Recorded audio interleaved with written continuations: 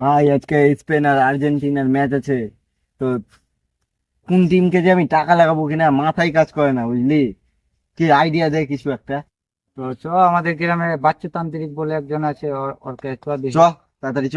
চ তাহলে। বাবা, বাবা, বাবা, তোমাকে একটা উপকার করতে হবে। আজকে ফিফা ওয়ার্ল্ড কাপের আর্জেন্টিনা স্পেনের খেলা আছে, আর আমি টাকা লাগিয়ে দিয়েছি। কোন টিম জিতবে তোমাকে বলতেই হবে, নাহলে আমার অনেক বড় লস হয়ে যাবে।